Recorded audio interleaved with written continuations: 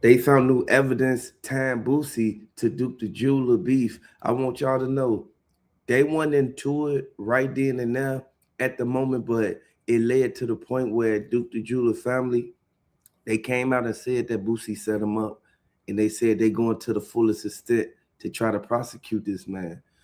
Will Boosie even have to do time for doing this to Duke the Jeweler? Because this was an unfortunate event that happened. RIP Takeoff, RIP Duke the Jeweler, because Takeoff and Duke the Jeweler was in Houston when they didn't make it home.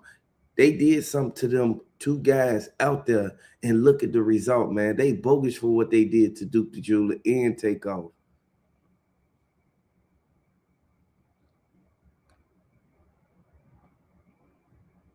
I would just like to send my condolences out to the family. It should have never even went down like that. But we gonna see how it all unfold after everything is said and done. It ain't gonna turn out good for Boosie. It ain't.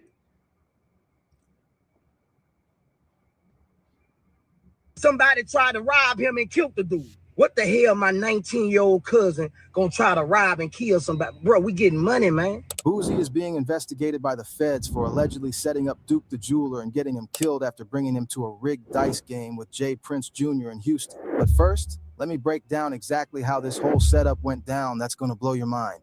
And yo, before we get into this crazy story, make sure y'all hit that like button and subscribe because this content is about to get wild. No cap, this is some serious street politics that most people don't even know about. We're talking about organized crime disguised as hip-hop culture, fam.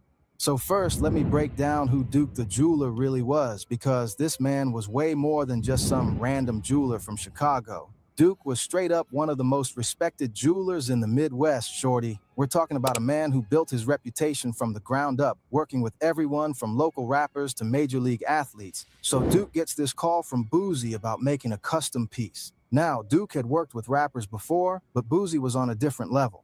We're talking about a Louisiana legend with serious street credibility. When Boosie calls and says he wants to do business, that's the type of call that can take your jewelry business to the next level. But here's where it gets suspicious. Boosie specifically asked Duke to come to Houston instead of handling the business in Chicago or Louisiana. He told Duke about this big Labor Day weekend event, made it sound like there would be multiple celebrities there who might want custom pieces. Boosie painted this picture of Duke making connections and getting multiple big orders. The crazy part is, Duke was excited about this trip. He posted on his social media about heading to Houston, about the potential business opportunities. This man had no idea he was driving straight into a setup that would cost him his life. And now let me expose Jay Prince Jr.'s whole operation, because this is way deeper than people realize. Bro, Jay Prince Jr. has been running the same scam for years, and it's so calculated it's actually scary. This dude has turned robbing successful people into an art form. No cap. Here's how the whole operation works from start to finish. First, Jay Prince Jr. identifies targets, usually out-of-town rappers, athletes, or successful business people who are coming to Houston. He uses his connections in the industry to find out who's coming to town, how much money they have, and what kind of jewelry they're wearing. / Then comes the approach. Jay Prince Jr. doesn't just run up on people. That's amateur hour. Instead, he positions himself as this Houston street legend who wants to show love to visitors. He'll hit you up on social media, have mutual friends make introductions, whatever it takes to seem legitimate. Once he gets them comfortable, that's when the real game begins. He'll take them around Houston, show them the city, introduce them to other people in his circle. He makes it feel like they're being welcomed into some exclusive club. But really, he's just building trust so he can set them up later. The plan was simple. Let Duke win a little bit at first to build his confidence, then use the rigged dice to take everything he had. They wanted him to feel comfortable betting big money, then they would clean him out and send him back to Chicago. But something went wrong with their plan, gang. According to the streets, Duke accidentally got past the real dice instead of the fake ones. Maybe someone got confused, maybe the dice got switched by accident. But whatever happened, Duke started winning with legitimate dice. Duke won over $645,000 that night. That's actually insane. He was cleaning house, taking money from everyone at the table, including some very dangerous people who weren't used to losing their own money. You could see the tension building in the room as Duke kept winning. These dudes were getting heated because their own scam was backfiring on them. They had magnetic tables and trick dice, but none of that worked when Duke was rolling with real dice. We we supposed to be dropping? Man, Lord. We supposed to be, man.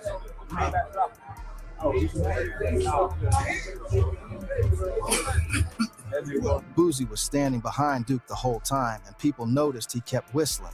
At first, everyone thought he was just being playful, but now people realized those whistles were actually signals. He was communicating with the other people in the room, probably trying to coordinate how they were going to handle the situation. The crazy part is, Duke was being a good sport about everything. Even when he was winning all this money, he wasn't being disrespectful or rubbing it in anyone's face, but winning their money was the worst thing that could have happened to Duke. After Duke cleaned house at the dice game, you could feel the energy in the room change completely. These dudes went from being friendly and welcoming to cold and calculating real quick. They weren't about to let some out-of-town jeweler walk away with over $500,000 of their money. No cap. According to witness statements and what people are saying on the streets, there was a whole meeting after the dice game ended. Boosie, J. Prince Jr., and their crew got together to plan how they were going to get their money back. This wasn't some spur-of-the-moment decision. This was a calculated murder plot. They knew Duke was going to Boosie's concert the next night, so they had time to plan everything out. They studied his movements, figured out where he was staying, and planned the perfect ambush. These dudes turned murder into a business operation. They had multiple people following Duke throughout the day. When they approached Duke in that parking lot, this man wasn't going out without a fight. Duke tried to defend himself, but he was outnumbered and outgunned. The shooters came prepared for war, while Duke was just trying to get to his car and go back to his hotel. The shooting was quick and brutal. They shot Duke multiple times, took all the money he had won at the dice game, plus his jewelry, and then disappeared into the night. And this is where Boosie's Oscar-worthy performance begins. So right after Duke gets murdered, Boosie goes into full acting mode. This dude makes not one, but multiple videos trying to distance himself from what happened. He's on camera talking about how sad he is, how Duke was a good dude, and how this type of violence isn't his stilo. Some dudes tried to rob him. Imagine being able to build an app with your name on it, just by thinking about it. Meet Base 44, a complete AI creation platform. Describe what you want, and watch it take shape. See some dudes that tried to rob me that walked off.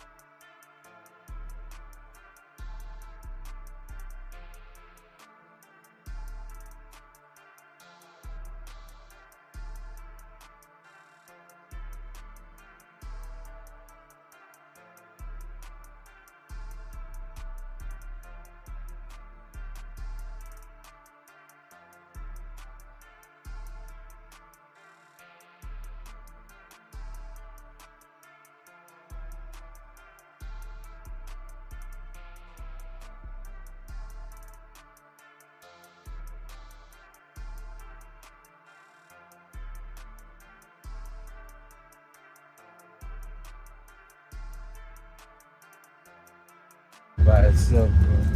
Boosie also tried to make it seem like Duke lost money at the dice game, when everyone knows Duke won big that night. He said Duke wasn't upset about losing, but how can you be upset about losing when you actually won over $600,000? The lies don't even make sense. What if I told you that Boosie's story about what happened after the concert keeps changing? That's actually suspicious as hell. First he said Duke left by himself, then he said Duke was with other people, then he changed the story again. When you're telling the truth, your story doesn't keep changing.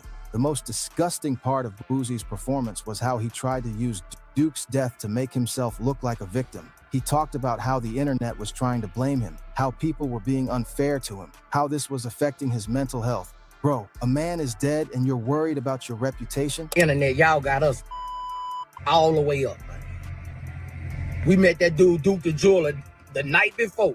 We was gambling. The next day, dude followed us to the concert. When we left out the concert, we under the garage. Dude went to his car by himself and walked down to the parking lot. That's when somebody tried to rob him and killed the dude.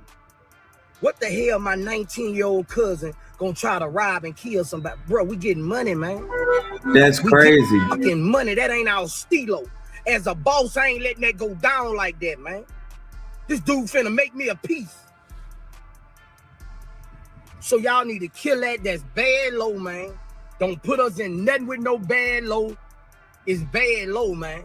The fake sympathy in these videos was so obvious it actually made people more suspicious. Real grief doesn't look like a performance. And Boosie was clearly performing for the cameras. He was trying too hard to seem innocent, and that made him look guilty as hell.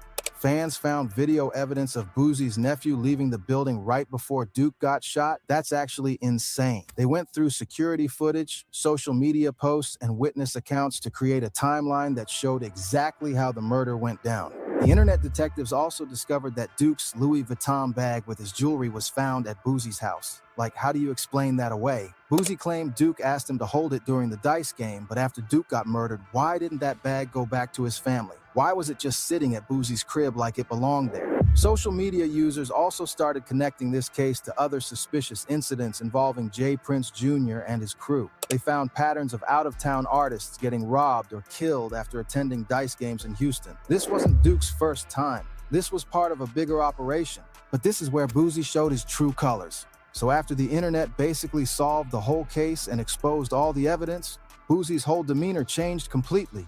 Instead of continuing to play the grieving friend, this dude got mad that people figured out what really happened. And yo, that reaction told us everything we needed to know about his guilt. Boosie started making angry videos calling people internet detectives and keyboard warriors. He was heated that fans were connecting the dots and exposing the truth.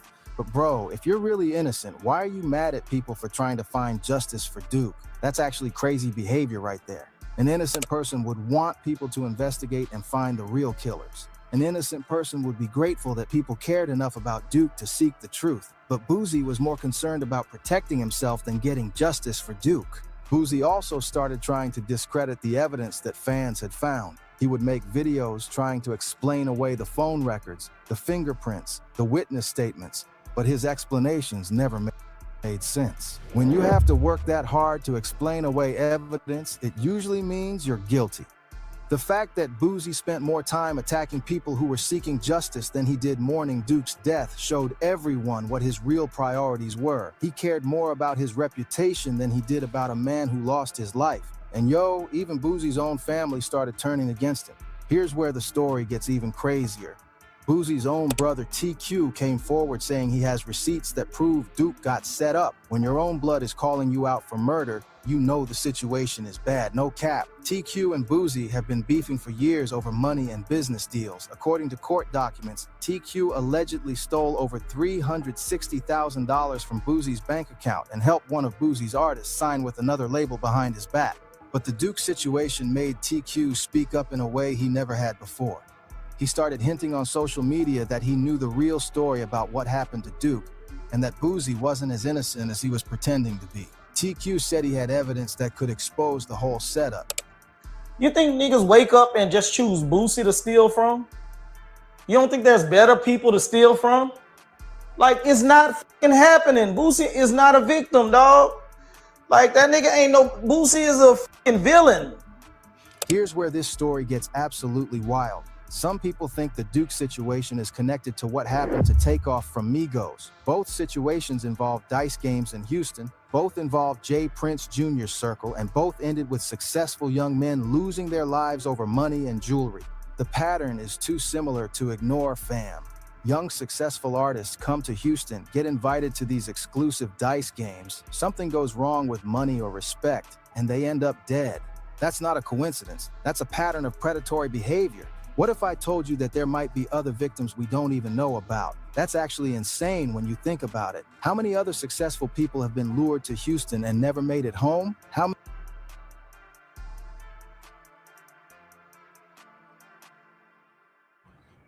Exactly, Wayne. Hey, you ain't said nothing wrong. Hey, that's really what happened. Boosie was whistling at that dice game. If he would have never been whistling, none of this would have went on, man. Hey, it's sad that this had to happen to Duke the Jeweler. But Boosie, he knew exactly what he was doing. He was pretty sure aware that Duke the Jeweler bags was still in that room. I told y'all this. I told y'all this for 2-3 years. Told y'all. It's true. Many other families are grieving because of these dice game setups. Charleston White has been calling this out for years, warning people about the dangerous environment that Jay Prince Jr. and his crew create in Houston. He's been saying that the check-in culture is really just a way to identify and target successful people who come to the city. The takeoff situation happened at a dice game where money and respect were on the line. Sound familiar? The Duke situation happened after a dice game where he won money from dangerous people. The parallels are undeniable. Both cases also involve the same circle of people: Jay Prince Jr., his crew, and various Houston street figures who profit from these gambling operations. It's like they have a system for luring successful people into dangerous situations. The federal investigation into Duke's murder might uncover evidence that connects to Takeoff's case and other unsolved crimes in Houston. When you start pulling on one thread, sometimes the whole criminal network unravels. And here's where things stand right now and why this matters for the whole industry. As of right now, the federal investigation is still ongoing, but sources close to the case say that indictments could be coming soon. The evidence against Boosie and his crew is overwhelming, and federal prosecutors are known for only bringing cases they're confident they can win. Boosie is still trying to maintain his innocence, but his legal team is reportedly preparing for the worst. When you have federal investigators building a case against you, that's not something you can just rap your way out of, no cap. The streets are watching this case closely because it could expose a whole network of organized crime that's been operating in the hip-hop industry for years. If Boosie goes down for this, it might encourage other victims to come forward and expose similar operations in other cities. What if I told you that this case could change how the entire industry handles security and business relationships? That's actually insane when you think about the ripple effects this could have. Artists might start being more careful about who they trust and where they go to conduct business. The Duke case has also highlighted the dangers of the check-in culture that exists in certain cities. Artists are starting to question whether checking in with local street figures is really about respect and protection, or if it's just a way for criminals to identify and target successful people. Record labels and management companies are reportedly reviewing their security protocols and advising their artists to be more cautious when traveling to certain cities. The days of blindly trusting street legends might be coming to an end. This case could also lead to more federal investigations into similar operations in other cities. If the feds can prove that there's an organized network of criminals targeting successful people in the hip-hop industry, that could lead to a nationwide crackdown. The impact on Houston's hip-hop scene could be massive too. If Jay Prince Jr. and his crew get taken down, that could change the entire power structure in the city. Other artists and entrepreneurs might finally feel safe to operate without having to pay tribute to street figures. And that's the full breakdown of how Boosie allegedly set up Duke the Jeweler and got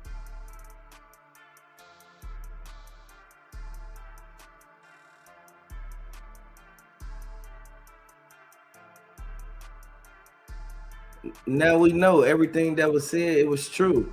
Hey, Wayne, hey, they said that the indictments may be coming soon. So, hey, look, how we gonna take this? How we gonna see if Boosie and them actually gonna get prosecuted for what's going on, man? I think this is a sad situation that could easily be avoided, but they targeted rappers. That's what they did. They should have never targeted the rappers. But that's what led this to being what it is. So, man, hit the like button, subscribe to the channel if you're a fan of Duke the Jeweler. Share this video. Share this video, y'all.